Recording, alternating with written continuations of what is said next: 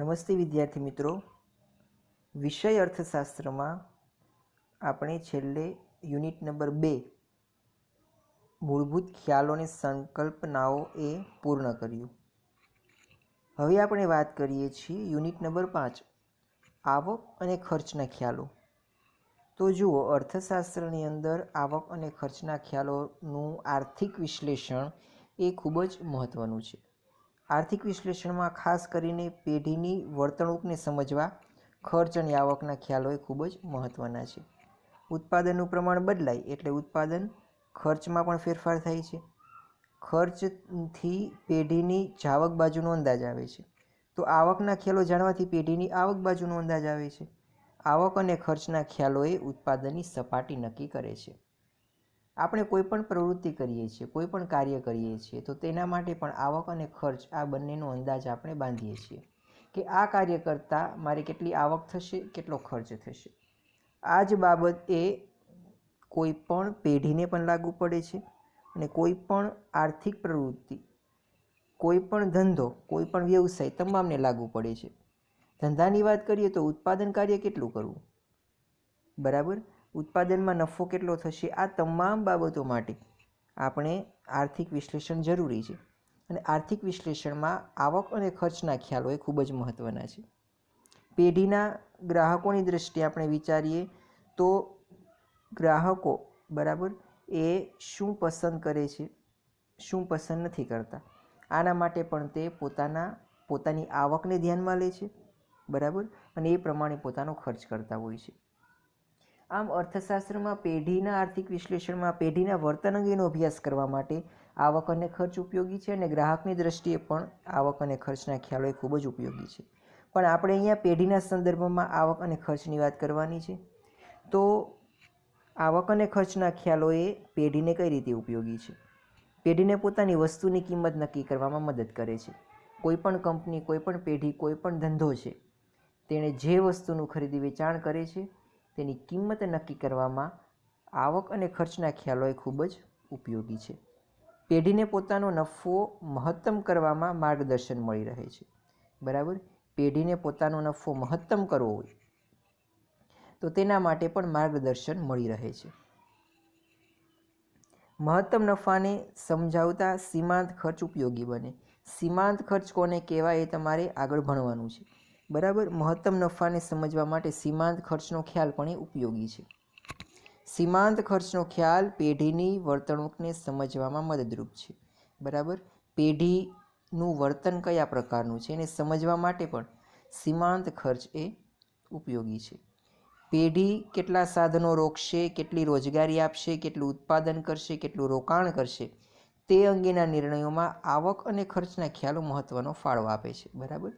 આવક અને ખર્ચના ખ્યાલો એ આ તમામ પ્રશ્નો માટે, તેના નિર્ણયો લેવા માટે અગત્યનું છે. પેઢી કેટલા સાધનો રોકે, તો કે પોતાના ખર્ચની મર્યાદામાં પોતે કેટલો ખર્ચ પહોંચી વળે છે, કેટલા લોકોને રોજગારી આપશે, ઉત્પાદન કેટલા પ્રમાણમાં કરશે, કેટલું રોકાણ કરશે, આ તમામ નિર્ણયોમાં આવક અને ખર્ચના ખ્યાલો મહત્ત્વના છે. વૈકલ્પિક ખર્ચનો ખ્યાલ સાધનોના વૈકલ્પિક અને સંચાલકીય અર્થશાસ્ત્રમાં ઉપયોગી બને છે. હવે સાધનોનો વૈકલ્પિક ઉપયોગ, હવે જુઓ, કોઈ પણ સાધનના ઘણા બધા ઉપયોગો થઈ શકે છે, બરાબર. જેમ કે જમીનની વાત કરીએ તો જમીન ઉપર તમે ખેતી કરી શકો છો, મકાન બનાવી શકો છો રહેઠાણ માટેનું, કોઈ પણ ઉદ્યોગ સ્થાપી શકો છો. એ જ જમીન ઉપર તમે હોસ્પિટલ કે શાળા, કોલેજ પણ ખોલી શકો છો. આ એના વૈકલ્પિક ઉપયોગ. ઉત્પાદનના તમામ સાધનો. શ્રમની વાત કરીએ તો શ્રમના પણ વૈકલ્પિક ઉપયોગ, તમે તેને કોઈ પણ પ્રવૃત્તિમાં રોકી શકો છો. મૂડી, નાણું, બરાબર, એના પણ વૈકલ્પિક ઉપયોગો, તમે કોઈ પણ પ્રવૃત્તિમાં નાણું રોકી શકો છો. તો આ વૈકલ્પિક ઉપયોગ, બરાબર, એના આધારે વૈકલ્પિક ખર્ચ એ નક્કી થાય છે કે કોઈ એક પ્રવૃત્તિમાં આપણે કોઈ સાધને રોકીએ છીએ તો તેનું વૈકલ્પિક ખર્ચ કેટલું છે. તો એ વૈકલ્પિક ઉપયોગની પસંદગીમાં વૈકલ્પિક ઉપયોગ ધરાવતા સાધનમાં કયો વિકલ્પ પસંદ કરવો તે માટે વૈકલ્પિક ખર્ચનો ખ્યાલ ઉપયોગી છે. અને સંચાલકીય અર્થશાસ્ત્રમાં પણ તે ખૂબ જ ઉપયોગી છે. નાણાકીય ખર્ચના ખ્યાલો પેઢીના સંચાલનમાં દિશા સૂચક બને છે, બરાબર. નાણાકીય ખર્ચ છે એ પેઢીના સંચાલનને દિશા નક્કી કરવામાં મદદરૂપ બને છે. ઉપરયુક્ત અને બીજા અન્ય કારણોથી પેઢીના ખર્ચ અને આવકનો અભ્યાસ કરવો જરૂરી બને છે. કોઈ પણ વસ્તુ કે સેવાનું ઉત્પાદન કરવા પાછળ જે રકમ વપરાય તે ખર્ચ કરવામાં આવે છે તેને ઉત્પાદન ખર્ચ કહે. બરાબર. વસ્તુ કે સેવાનું ઉત્પાદન કરવા માટે જે ખર્ચ કરવામાં આવે તે ખર્ચને આપણે ઉત્પાદન ખર્ચ કહીએ છીએ. ઉત્પાદન માટેનો ખર્ચ, ઉત્પાદન કરવા માટે કરવામાં આવતો ખર્ચ એટલે ઉત્પાદન ખર્ચ. હવે આપણે ઉત્પાદન ખર્ચના વિવિધ ખ્યાલો જોવાના છે. બરાબર. વાત કરીએ છીએ ઉત્પાદન ખર્ચની. બરાબર. ખર્ચમાં ઘણા બધા ખર્ચ હોય, પરંતુ આપણે ઉત્પાદન ખર્ચની વાત કરવાની છે. ઉત્પાદન કરવા માટે જે ખર્ચ કરવામાં આવે છે એ ખર્ચની વાત કરવાની. હવે ઘણી વખત જુઓ, ધંધામાં તો ખર્ચ ઘણા બધા પ્રકારના થતા હોય, જેમ કે વાહન વ્યવહારનો ખર્ચ, પછી વીજળી ખર્ચ, વીમો, પછી કોઈ વસ્તુ ભાડે રાખેલી હોય તો એનો ખર્ચ. તો આ રીતે ઘણા ખર્ચ, પરંતુ ઉત્પાદન પાછળ જે ખર્ચ કરવામાં આવે છે એના વિશેનો આપણે અભ્યાસ કરવાનો છે. બરાબર. ખર્ચ અને આવકના ખ્યાલો, તો એમાં ખર્ચ એટલે કે ઉત્પાદન પાછળ થતું ખર્ચ, અને આવક એટલે કે ઉત્પાદનના વેચાણ કરતાં આપણને મળતી આપણી આવક. હવે વાત કરીએ છીએ ખર્ચના વિવિધ ખ્યાલો, વેરિયસ કોન્સેપ્ટ ઓફ કોસ્ટ. એમાં પેલું એટલે કે એક્ચ્યુઅલ કોસ્ટ, વાસ્તવિક ખર્ચ. વાસ્તવિક ખર્ચનો ખ્યાલ પ્રશિષ્ટ અર્થશાસ્ત્રીઓએ રજૂ કર્યો છે. બરાબર. આ એક અગત્યનો સવાલ છે કે વાસ્તવિક ખર્ચનો ખ્યાલ કયા પ્રકારના અર્થશાસ્ત્રીઓ દ્વારા, તો કે પ્રશિષ્ટ અર્થશાસ્ત્રીઓ દ્વારા એ રજૂ કરવામાં આવેલ છે. તેમણે આ ખ્યાલ ઉત્પાદનના મૂળ સાધનો, શ્રમ અને જમીનના સંદર્ભમાં રજૂ કર્યો હતો. પરંતુ આધુનિક યુગમાં મૂડી રોકનાર અને નિયોજક વર્ગની દ્રષ્ટિએ પણ આ ખ્યાલનો વિચાર કરવામાં આવે છે. માર્શલના મત પ્રમાણે ઉત્પાદન પ્રક્રિયા સાથે સંકળાયેલ શ્રમિક, નિયોજક, મૂડીપતિ જે માનસિક અને શારીરિક કષ્ટ ઉઠાવે છે તે વસ્તુના ઉત્પાદનનું વાસ્તવિક ખર્ચ છે. હવે ઉત્પાદન પ્રક્રિયા સાથે આ 4 સાધનો જોડાયેલા છે. આ ચાર સાધનો જે શારીરિક અને માનસિક કષ્ટ ઉઠાવે છે, બરાબર, તેને એ ઉત્પાદનનું વાસ્તવિક ખર્ચ તરીકે ગણાવે છે. બરાબર. હવે જુઓ, અહીંયા તમને તમારા માટેનું એક ઉદાહરણ આપેલું છે. તો જો વાસ્તવિક ખર્ચમાં એણે એવું કીધું છે કે જે ઉત્પાદનના સાધનોના માલિક છે, બરાબર, એ જે માનસિક અને શારીરિક કષ્ટ ઉઠાવે છે તેને વાસ્તવિક ખર્ચ કહેવામાં આવેલું છે. કોઈ વસ્તુના ઉત્પાદન કાર્ય માટે ઉત્પાદક જે નાણાં ખર્ચે તે જ માત્ર સાચું ઉત્પાદન ખર્ચ નથી, પરંતુ ઉત્પાદન કાર્ય સાથે જોડાયેલા શ્રમિકોને જે થાક, કંટાળો, ત્રાસ લાગે, મૂડીપતિને પોતાની મૂડી વપરાશનો ત્યાગ કરીને બચત કરીને મેળવે છે, નિયોજકને ધંધાની ચિંતા, બિનસલામતી, અનિશ્ચિતતાનો સામનો કરવો પડે છે, આ બધાનો સમાવેશ વાસ્તવિક ખર્ચમાં કરવામાં આવે છે. હવે ઉત્પાદન પ્રક્રિયા સાથે ઉત્પાદનના જુદા જુદા સાધનો જોડાયેલા હોય છે. ઉત્પાદન કરવા માટે ઉત્પાદનના જુદા જુદા સાધનોનો ઉપયોગ કરવામાં આવે છે, જેમ કે જમીન, મૂડી, શ્રમ અને નિયોજન. આ 4 પ્રકારના સાધનો જે કાંઈ કષ્ટ ભોગવે છે, આ કષ્ટને એણે વાસ્તવિક ખર્ચ કીધું છે. પેલું કીધું કે શ્રમિકો, તો શ્રમિકોને કામ કરતાં થાક લાગે, ઉત્પાદન કાર્ય કરતાં થાક લાગે છે, કંટાળો લાગે છે, અમુક ત્રાસ અનુભવે છે, તો એ પણ વાસ્તવિક ખર્ચ છે. વાત કરીએ છીએ મૂડીપતિની. મૂડીનો માલિક એ પોતાના વપરાશનો ત્યાગ કરે, બચત કરે છે અને એનું ધંધામાં ઉત્પાદન કાર્યમાં રોકાણ કરે, તો એ પણ વાસ્તવિક ખર્ચ છે. નિયોજક છે પણ ધંધાની ચિંતા કરે છે, અનિશ્ચિતતાનો સામનો કરે, કારણ કે એને નફો મળે એ અનિશ્ચિત છે, બિનસલામતીનો સામનો કરે છે, તો આ પણ વાસ્તવિક ખર્ચ છે. વાસ્તવિક ખર્ચને નાણાંના સ્વરૂપમાં રજૂ કરી શકાતો નથી. આપણે એવું ન કહી શકીએ કે કેટલા રૂપિયાનો ત્રાસ કર્મચારીને લાગેલો, કેટલા રૂપિયાનો કંટાળો કર્મચારીને લાગેલો, આવું તમે માપન નાણાંના સ્વરૂપમાં કરી શકતા નથી. તેથી વાસ્તવિક ખર્ચને બિન નાણાકીય ખર્ચ પણ કહેવામાં આવે છે. હવે વાત કરવાની છે વાસ્તવિક ખર્ચને માપવા માટેની મુશ્કેલીઓ. બરાબર. વાસ્તવિક ખર્ચને માપતી વખતે મુશ્કેલી, પહેલી વાત તો એ કે તેને નાણાંમાં તો માપી શકાતો નથી. બરાબર. તો આની આપણે કેટલીક તકલીફો જોવાની છે, મુશ્કેલીઓ જોવાની છે. વાસ્તવિક ખર્ચમાં થાક, કંટાળો, કષ્ટ, ત્યાગ, ચિંતા વગેરેનો સમાવેશ થાય છે, જે મનોવૈજ્ઞાનિક કે આત્મલક્ષી બાબત છે. તેવી બાબતોને માપવાનું કાર્ય મુશ્કેલ છે. બરાબર. આ બધી બાબતોને આપણે માપી શકતા નથી. ઉપરાંત કારખાનાઓમાંથી નીકળતો ધુમાડો આસપાસના લોકોના સ્વાસ્થ્ય પર વિપરીત અસર કરે છે. આ વિપરીત અસર સામાજિક દ્રષ્ટિએ ખર્ચ છે, પણ તેને માપી શકાતો નથી. બરાબર. માપનની મુશ્કેલીઓ છે.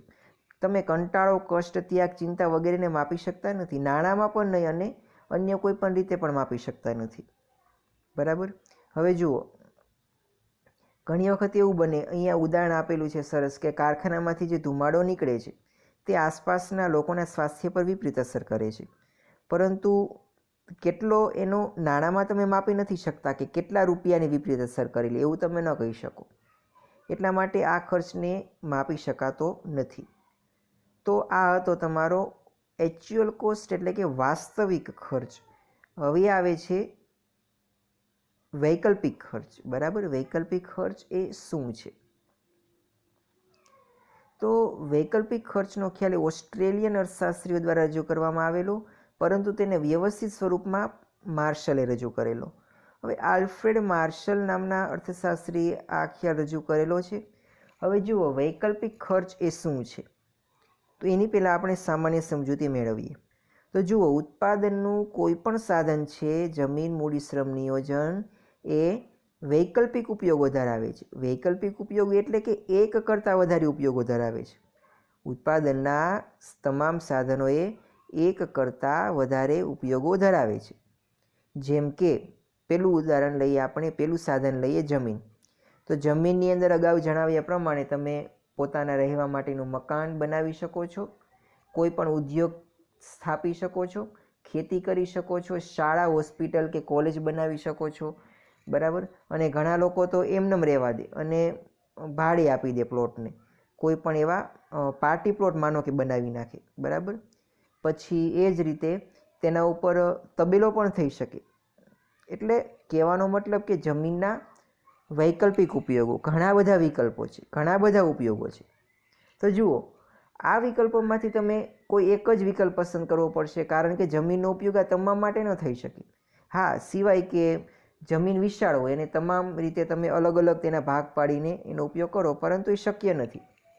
એટલે કે તમારે કોઈ એક જ વિકલ્પની પસંદગી કરવી પડશે. અથવા તો તમે રહેઠાણ માટે મકાન બનાવો, અથવા તો હોસ્પિટલ બનાવો, અથવા તો શાળા કોલેજ બનાવો, અથવા તો ભેંસનો કે ગાયોનો, ઢોરનો તબેલો બનાવી નાખો, તો પણ કોઈ પ્રશ્ન નથી. પરંતુ કોઈ પણ એક વસ્તુ થશે, બધી વસ્તુ ન થઈ શકે. અથવા તો ખેતી કરો, ખેતી કરો તો મકાન ન બને, મકાન બનાવો તો હોસ્પિટલ ન બને, હોસ્પિટલ બનાવો તો શાળા કોલેજ ન બને, ને શાળા કોલેજ બનાવો તો તબેલો ન બને. એટલે આમાંથી તમારે કોઈ એકની પસંદગી કરવાની છે. હવે વાત છે કે આમાંથી તમે માનો કે કોઈ એકની પસંદગી કરો છો. માનો કે તમે રહેઠાણ માટેનું મકાન બનાવો છો. હવે જુઓ, હવે શું થશે? તો રહેઠાણ માટેનું મકાન બનાવવાનું તમે નક્કી કર્યું કે આ જમીન ઉપર હું મારા રહેઠાણ માટેનું મકાન બનાવીશ. હવે તમે તમારા રહેઠાણ માટેનું મકાન એ જમીન ઉપર બનાવો છો, તો એના માટે તમારે અન્ય વિકલ્પો છે તમારે જતા કરવા પડશે. જેમ કે તમે હોસ્પિટલ નહીં બનાવી શકો, તમે ખેતી નહીં કરી શકો, તમે તબેલો નહીં બનાવી શકો, શાળા નહીં બનાવી શકો, કોલેજ નહીં બનાવી શકો. તો આ જે જતો કરો છો વિકલ્પ, એનો જે ખર્ચ છે એ તમારો વૈકલ્પિક ખર્ચ. હવે તમે માનો કે ખેતી કરો છો. બરાબર. તો ખેતી કરો છો, એમાં પણ ઘણા બધા ઓપ્શન છે. અનાજ વાવો, બાજરી વાવો. હવે માનો કે અનાજ વાવવાનો નિર્ણય કરો છો. અનાજ વાવતા તમને આવક થાય છે, પરંતુ બાજરી તમે વાવશો. અનાજ વાવતા માનો કે 5 લાખ રૂપિયાની આવક થાય, પરંતુ બાજરી વાવી હોત તમે તો તમને 10 લાખ રૂપિયાની આવક થાય.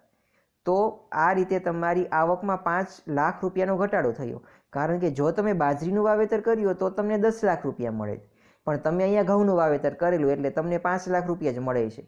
આ જે તફાવત છે 5 લાખ રૂપિયા, એ તમારો વૈકલ્પિક ખર્ચ છે. બરાબર.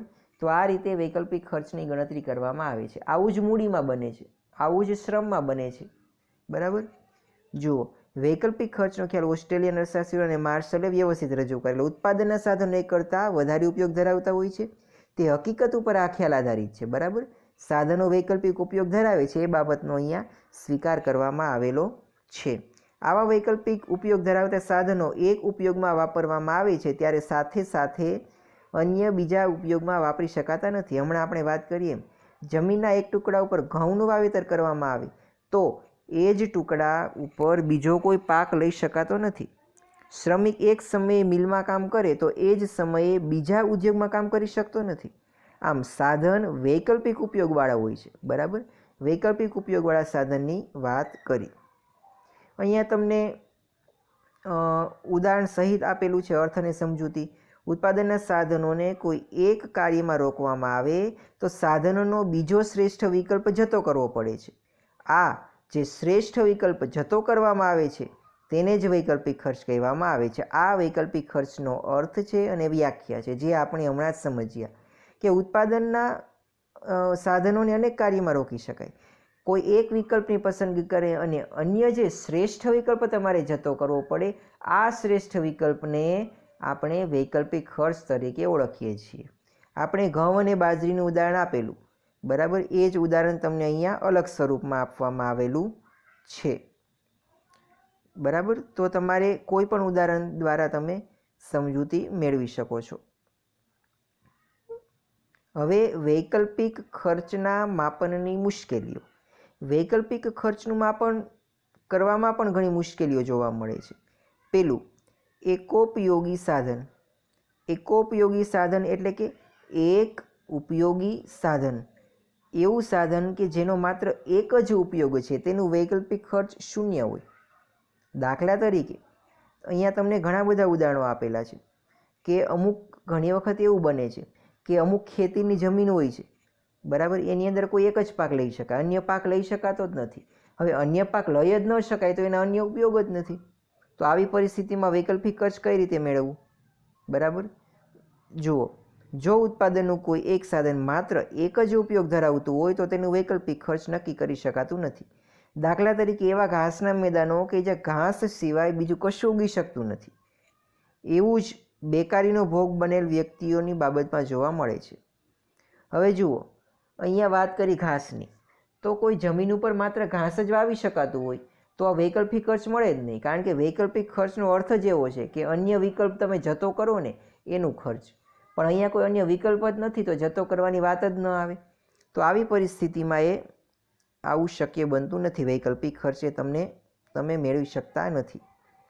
હવે બેકાર વ્યક્તિની વાત કરી છે, જે વ્યક્તિને કામ મળતું નથી. બરાબર, તો એ વ્યક્તિ અન્ય કોઈ જગ્યાએ કામ કરે અને જે ખર્ચ થાય, બરાબર, પણ એ અહીંયા શક્ય જ નથી કારણ કે એ વ્યક્તિ બેકાર છે. અન્ય કોઈ સ્થળે તેને કામ મળતું જ નથી. બરાબર, તો આ રીતે એક ઉપયોગી એટલે કે એકોપયોગી સાધન છે તેનો તમે વૈકલ્પિક ખર્ચ મેળવી શકતા નથી. હવે વાત કરીએ છીએ વિશિષ્ટ ઉપયોગના સાધનો.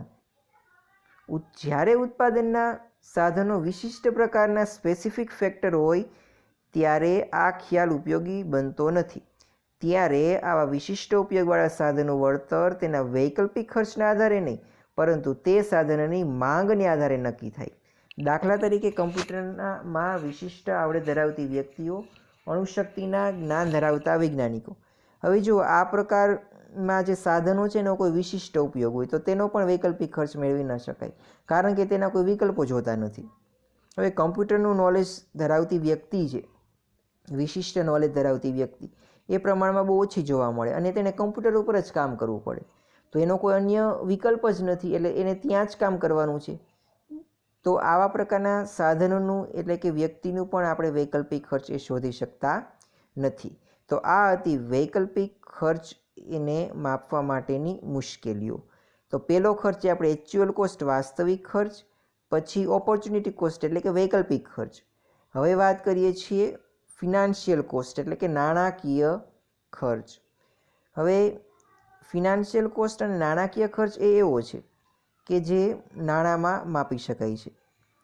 આર્થિક વિશ્લેષણ, ઉત્પાદનનો નિર્ણય અને કિંમત નિર્ધારણની અંદર નાણાકીય ખર્ચનો ખ્યાલ એ ઉપયોગી બને છે કારણ કે વાસ્તવિક ખર્ચ અને વૈકલ્પિક ખર્ચના ખ્યાલો અનેક મર્યાદાઓ ધરાવે છે. તેથી વ્યવહારમાં તેનો ઉપયોગ એ વધારે થઈ શકતો નથી. ઉત્પાદન ખર્ચ એ નાણાંમાં વ્યક્ત થાય છે, તેથી પણ નાણાકીય ખર્ચનો ખ્યાલ ઉપયોગી. હવે જુઓ, અગાઉના જે આપણે બે ખ્યાલો જોઈએ, એક્ચ્યુઅલ કોસ્ટ અને ઓપોર્ચ્યુનિટી કોસ્ટ એટલે કે વૈકલ્પિક ખર્ચ અને વાસ્તવિક ખર્ચ, એ બંનેને કેટલીક મર્યાદાઓ છે. બરાબર, અને વળી એને નાણાંમાં માપી શકાતો નથી. જો કે વૈકલ્પિક ખર્ચને તમે નાણાંમાં માપી શકો છો. જ્યારે વાસ્તવિક ખર્ચને માપી શકતા નથી. પરંતુ આ એવો ખર્ચ છે, નાણાકીય ખર્ચ, જે અગાઉના બંને ખ્યાલોને એટલે કે વાસ્તવિક ખર્ચ અને વૈકલ્પિક ખર્ચની મર્યાદાઓને દૂર કરે છે અને તેને નાણાંમાં પણ માપી શકાય છે. તેથી વ્યવહારમાં તેનો વધારે ઉપયોગ થાય છે. મહત્તમ નફાનો ઉદ્દેશ રાખતો ઉત્પાદક ઓછા ખર્ચે ઉત્પાદન કરી અને તે વસ્તુના વેચાણમાંથી મળતી આવકને મહત્તમ બનાવવાનો પ્રયાસ કરતો હોય છે. ઉત્પાદન પ્રક્રિયાના નાણાંના સ્વરૂપમાં જે ખર્ચા થતા હોય છે તેને નાણાકીય ખર્ચ કહેવાય. બરાબર. ઉત્પાદનની અંદર આપણે ખર્ચની વાત કરીએ છીએ, અન્ય કોઈ પણ પ્રકારના ખર્ચ નહીં. ઉત્પાદન કરવા માટે નાણાંમાં તમે જે ખર્ચ કરો છો ને એને નાણાકીય ખર્ચ કહેવાય છે. અહીંયા ઉદાહરણ આપેલું છે કે પેન બનાવતી ફેક્ટરીએ 1000 એકમ પેનનું ઉત્પાદન કરવા માટે નાણાંના સ્વરૂપમાં જે કુલ 50,000 રૂપિયાનો ખર્ચ થયો હોય તો તે 50,000 રૂપિયા નાણાકીય ખર્ચ કહેવાય. બરાબર. એટલે કે જે ખરેખર નાણાંમાં ખર્ચ થાય છે, બરાબર, એને નાણાકીય ખર્ચ કહેવાય, જેને નાણાંમાં માપી શકાય છે. તો અહીંયા તમારા ખર્ચના જે મૂળભૂત ખ્યાલો છે એ અહીંયા પૂરા થાય છે. એટલે કે ખર્ચના જુદા જુદા પ્રકારના ખ્યાલો, એમાં વાસ્તવિક ખર્ચ એટલે કે આપણો સામાન્ય વાસ્તવિક જેને આપણે કહીએ છીએ, જે એક્ચ્યુઅલ છે, ખરેખર થયેલો છે, એટલે એક્ચ્યુઅલ કોસ્ટ એટલે કે વાસ્તવિક ખર્ચ. પછી ઓપોર્ચ્યુનિટી કોસ્ટ એટલે કે વૈકલ્પિક ખર્ચ, અને લાસ્ટમાં ફિનાન્શિયલ કોસ્ટ એટલે કે નાણાકીય ખર્ચ. આ ત્રણ તમે ખર્ચના ખ્યાલો એ તમે મૂળભૂત જોયા. હવે ખર્ચના સમયમાં ટૂંકો ગાળો અને લાંબો ગાળો, short run and long run periods in economics. અર્થશાસ્ત્રની અંદર ખર્ચના સંદર્ભમાં ટૂંકો ગાળો અને લાંબો ગાળો રજૂ કરવામાં આવેલો છે. હવે માંગ, પુરવઠો, ખર્ચના ખ્યાલો, આવકના ખ્યાલો, બજારની પરિસ્થિતિ, બજાર માળખું, બજારના જુદા જુદા પ્રકારના જે પરિસ્થિતિઓ છે, આ તમામ એ બજાર માળખું જેને કહેવાય છે એ અર્થશાસ્ત્રની અંદર પાયારૂપ ગણવામાં આવે છે. લાંબો ગાળો અને ટૂંકો ગાળો એ તમે અર્થશાસ્ત્રમાં જ્યાં સુધી આગળ અભ્યાસ કરશો, આર્ટ્સ કે કોમર્સ ગમે ત્યાં, તમારે એનો અભ્યાસ કરવાનો જ રહેશે. એટલે લાંબો ગાળો અને ટૂંકો ગાળો એ ખૂબ જ અગત્યનો છે. જુદી જુદી કોમ્પિટિટિવ એક્ઝામમાં કે ગમે ત્યાં તમે જશો એટલે જે તમે ખરેખર સમજો છો ટૂંકો ગાળો અને લાંબો ગાળો, એ અર્થશાસ્ત્રમાં કંઈક અલગ છે. તો અર્થશાસ્ત્રની અંદર ટૂંકો ગાળો કોને કહેવાય અને લાંબો ગાળો કોને કહેવાય એ તમારે અહીંયા સમજવાનું છે. ભવિષ્યમાં એટલે કે 11મામાં, 12મામાં કે કોલેજ લેવલે તમે જ્યારે અર્થશાસ્ત્ર વિશેનો અભ્યાસ કરશો, ઇવન CA કે CS કે CWA કોઈ પણ એવો પ્રોફેશનલ કોર્સ કરો, MBA કરો તો પણ તમારે આ પ્રકારના અર્થશાસ્ત્રના અભ્યાસમાં આ પ્રકારના જે ખ્યાલો છે એનો અભ્યાસ તમારે કરવો પડશે. Short run and long run period of in કન્ટેક્સ of economics. લાંબો ગાળો અને ટૂંકો ગાળો અર્થશાસ્ત્રના સંદર્ભમાં શું છે તેનો તમારે અભ્યાસ કરવાનો છે. લાંબો ગાળો અને ટૂંકો ગાળો જે આપણે સમજીએ છીએ એ રીતે નથી હોતું. જ્યાં જ્યાં અર્થશાસ્ત્રમાં લાંબો ગાળો અને ટૂંકો ગાળો શબ્દ આવશે તો તમારે એ અર્થશાસ્ત્રના સંદર્ભમાં જોવાનું છે. એટલા માટે આ એક ખૂબ જ અગત્યનો પ્રશ્ન છે. ટૂંકો ગાળો અને લાંબો ગાળો એ અર્થશાસ્ત્રમાં એ પાયારૂપ ગણવામાં આવે છે. તો હવે આપણે નેક્સ્ટ લેક્ચરમાં ટૂંકો ગાળો અને લાંબો ગાળો એ વિગતવાર જોઈશું કે ટૂંકો ગાળો કોને કહેવાય અને લાંબો ગાળો કોને કહેવાય, અને અર્થશાસ્ત્રમાં એને કઈ રીતે સમયગાળાને માપવામાં આવે છે. જ્યારે અર્થશાસ્ત્રમાં એવો શબ્દનો ઉપયોગ કરીએ કે ટૂંકો ગાળો, ત્યારે તેનો અર્થ શું સમજવો, અને એ અર્થશાસ્ત્રમાં જ્યારે એવો ઉપયોગ કરીએ છીએ કે લાંબો ગાળો, ત્યારે તેનો અર્થ આપણે શું સમજવો તેની આપણે અહીંયા ચર્ચા કરવાની છે. ત્યારબાદ ઉત્પાદન ખર્ચનું વર્ગીકરણ, ક્લાસિફિકેશન ઓફ કોસ્ટ, એ પણ આપણે જોવાનું છે. તો નેક્સ્ટ લેક્ચરમાં આપણે તેની ચર્ચા કરીશું. આજે આપણે અહીંયા સુધી આપણા આજના લેક્ચરને અટકાવીએ છીએ. તમારે હોમવર્કની વાત કરું તો હોમવર્કમાં જે ખર્ચના જુદા જુદા ખ્યાલો છે, પહેલાં જે 7 મુદ્દાઓ આપેલા છે એ આવક અને ખર્ચના ખ્યાલોનું મહત્ત્વ આપેલું છે, એ તમારે જોકે કરવાનું નથી. તમારા હોમવર્કમાં પહેલો પ્રશ્ન છે એ ઉત્પાદન ખર્ચ એટલે શું, 1 માર્ક્સનો પ્રશ્ન, એટલે કે ઉત્પાદન ખર્ચ એટલે શું. બરાબર. પછીનો પ્રશ્ન છે ઉત્પાદન ખર્ચના વિવિધ ખ્યાલો સમજાવો, એટલે કે વાસ્તવિક ખર્ચ એટલે કે એક્ચ્યુઅલ કોસ્ટ, વૈકલ્પિક ખર્ચ એટલે કે ઓપોર્ચ્યુનિટી કોસ્ટ, અને નાણાકીય ખર્ચ એટલે કે ફિનાન્શિયલ કોસ્ટ એ વિગતવાર એટલે કે તેના માપનની મુશ્કેલીઓ સહિત તમારે હોમવર્કમાં કરીને મોકલાવાના છે. નેક્સ્ટ લેક્ચરમાં આપણે મળીશું ત્યારે આગળના મુદ્દાની એટલે કે લાંબો ગાળો અને ટૂંકો ગાળો એની ચર્ચા કરીશું. અને અત્યારે આપણે અહીંયા સુધી આપણા લેક્ચરને અટકાવીએ છીએ.